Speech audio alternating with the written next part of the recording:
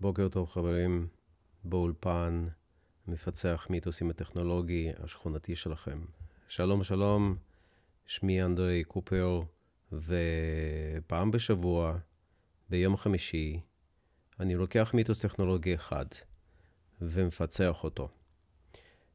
אבל קודם כל אני רוצה להתייחס לסמינר שהשתתפתי בו ביום רביעי שעבר. הוא היה ב-28 בפברואר, ואני הוזמנתי לשם לדבר על ה-CTO, ולמעשה לדבר על מוביל טכנולוגי. כי בסופו של דבר, הטייטל הזה, טייטל של מוביל טכנולוגי, יש לו כמה צורות, והוא משתנה, והוא מתפתח תוך כדי התפתחות של חברה עצמה. אז אני מעדיף לדבר על זה לא בתור שותף טכנולוגי, לא בתור CTO, אלא Tech Lead, או דווקא שותף טכנולוגי, כי אני מוביל טכנולוגי של החברה, וזה לא משנה איזה טייטל בן אדם זה מקבל. כשהכנתי מצגת לוובינר, היו שם כמה סליידים, ומתוכם היו כמה סליידים שדיברו על AI, על בינה מלאכותית. הרבה פעמים אנשים פשוט מדברים על טכנולוגיות לפני שהם מדברים בכלל על פתרון.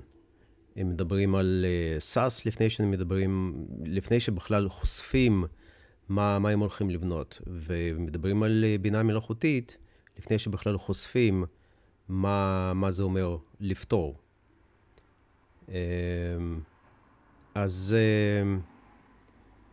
ואז כאילו אני התלבטתי, אם לעשות איזשהו פרק נוסף, פולו-אפ כזה, דווקא רק על הקטע הזה, ואז התחילו להסתובב חדשות על חברת אלפאבית, חברת אם של גוגל, שאיבדה $96 ביליון, אחרי שבלוגרים גילו הטעיה בג'מיני.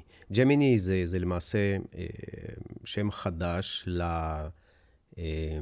לפתרון מקביל, זה למעשה פתרון מקביל ל-Chat GPT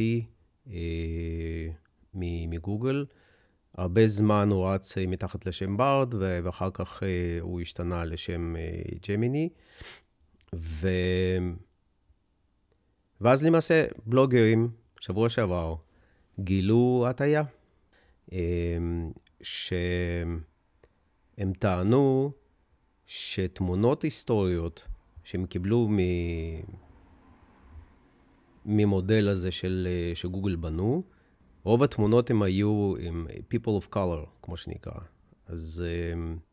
ואז אנשים התחילו לרוץ עם זה, אנשים התחילו להתעצבן, ומי בכלל הגדיר, מי בכלל אומר, שג'מיני אמור בצורה מדויקת לתת תמונות היסטוריות. זה אנחנו שרצים ומבקשים מ-AI שייתן לנו תמונות של אנשים ידועים, מפורסמים, שנראים כמונו. אנחנו נותנים תמונות שלנו ורוצים שבינה מלאכותית תעשה אותנו קינג, קווין וכל מיני כאלה, או אנשים שגרו מלפני כמה מאות שנה. זה אנחנו שצוחקים מתמונות שבינה מלאכותית מג'נרטת עם כפל אצבעות ואין סוף שיניים וכל הדברים האחרים. אנחנו יודעים שבינה מלאכותית נותנת תמונות לא נכונות. אנחנו יודעים שבינה מלאכותית לא נותנת דברים מדויקים. ובכל זאת, אנחנו מתרגשים מזה שג'מיני נתן תמונות עם הטעיה. בכלל, אם אנחנו נסתכל, מי בכלל הגדיר מה זה הטעיה? זה הכל עניין לוקלי, תרבותי, ומה שבארצות הברית נחשב bias, במדינה אחרת יכול להיות שזה בסדר בכלל. ואני לא מדבר על איזה רוסיה או איראן, שאצלם בכלל הרבה דברים והרבה סטנדרטים נפלו לפח. אני מדבר על הרבה מדינות אחרות, באירופה או במקומות אחרים, שמבחינתם זה לא בייס בכלל. שהם מסתכלים על הדברים קונסרבטיביים בצורה קונסרבטיבית, בצורה שמועה.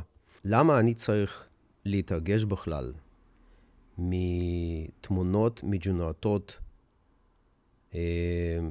בצורת פנטזי שנעשו על ידי אומן מומחה איור, לא יודע מה, על ידי איזשהו אומן עם הרבה דמיון. אז אם זה ככה, אולי בואו ניעלב מסרטים, בואו נתחיל לשכתב ספרים מחדש ולשנות דברים שנכתבו שם, או צולמו, דברים שנכתבו או צולמו לפני כמה עשרות שנים. אז בואו נלך יותר רחוק ונצלם סרט על אלאדין ונבקש שחקן סיני לשחק שם. או שאני חושב שהרעיון של ענק הירוק במשחק של ברד פיט, בצבע המקורי שלו, זה יכול להיות נהדר לגמרי. או שבעצם אתם אומרים שאנחנו כבר עשינו את זה. עובדה שסונדר פיצ'אי,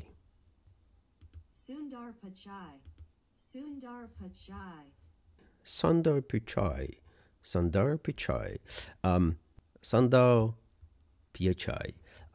עובדה שסונדר פיצ'אי התחיל בכלל להתנצל ולהשפיע ולהראות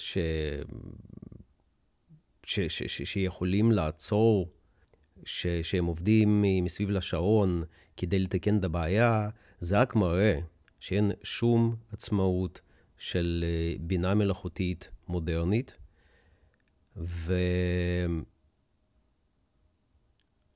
וג'מיני הוא תלוי בצורה מאוד משמעותית מעולם החיצון, ועל עצמאות אין בכלל מילה על עצמאות. ואם אתם עדיין מאמינים שיום שהרובוטים הולכים לכבוש את העולם הוא קרוב, אז תחשבו על זה עוד פעם. בינה מלאכותית עוד לא למדה לייצר אנרגיה בעצמה. בינה מלאכותית עוד לא למדה, עוד לא יודעת איך לתקן סרברים, מחשבים.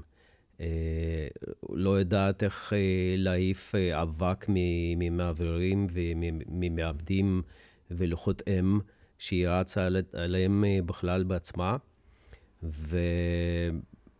ויותר מזה, היא לא יודעת איך לדפלש את עצמה לפרודקשן. ומה יקרה אם היא תייצר באג? אז היא פשוט תהרוג את עצמה. מה שהכי מעניין, שאם אנחנו עכשיו מדברים על כל התמונות האלו של נאצים שאני הזכרתי בהתחלה, תמונות כמובן של נאצים, כאילו נאצים, שבינה מלאכותית ג'נרטה, אז אנשים לא ביקשו סינים או מקסיקנים בבגד נאצי, הם ביקשו נאצים. ובגלל שמודלים שלהם, של גוגל, והם מודים על זה, הם אומרים, We tune our models to support diversity. זה אומר שהם מלכתחילה שמים בפנים מנגנון שתומך בזה, שתומך בדיברסיטי, והם פשוט לא חשבו. הם הכניסו באג, והם לא חשבו שכשמבקשים תמונה של חייל, אז יכול להיות שצריך לעשות תמונה של דייברסיטי, כאילו לעשות, להכניס את המנגנון הזה, או לא יודע מה, לבקש כל בן אדם, תמונה של כל בן אדם אחר, כן צריך להביא את זה. אבל אם אנחנו עכשיו מדברים על תמונות היסטוריות, צריך לשים את זה בצד. הם הכניסו באג, ובאג הזה עליו, וזה מה שאנחנו קיבלנו. לפני זה, וושינגטון פוסט בדקו מודלים לסטריאוטיפים, ופרסמו הרבה תמונות שהנה תראו, ככה אנחנו ביקשנו להביא משחקים בעיראק, וזה מה שאנחנו קיבלנו. אנחנו ביקשנו להביא, לא יודע מה, בן אדם עובד, וזה מה שקיבלנו, וביקשנו לג'נרט תמונות של בתים בהודו, או בתים בסין. ואז התחילו לדבר גם. הוושינגטון פוסט דיברו על סטריאוטייפ, על זה שבינה מלאכותית היא סטריאוטייפית מדי. אבל בואו נחשוב שנייה ביחד. מאיפה מביאים תמונות כדי לשים לתוך, כדי ללמד את המודל? מאיפה מביאים את התמונות האלו? מביאים אותם מעולם החיצון? אז אם מביאים את זה מעולם החיצון, ומודל יוצא סטריאוטיפי, אז זה אומר שאו שמודל כתבו אותה בצורה סטריאוטיפית, או כמו שסנדר אמר, אנחנו מלכתחילה שמנו בפנים מנגנון של דייברסיטי, אז יכול להיות שהם שמו בפנים מנגנון והכניסו באג, או שהם הביאו תמונות,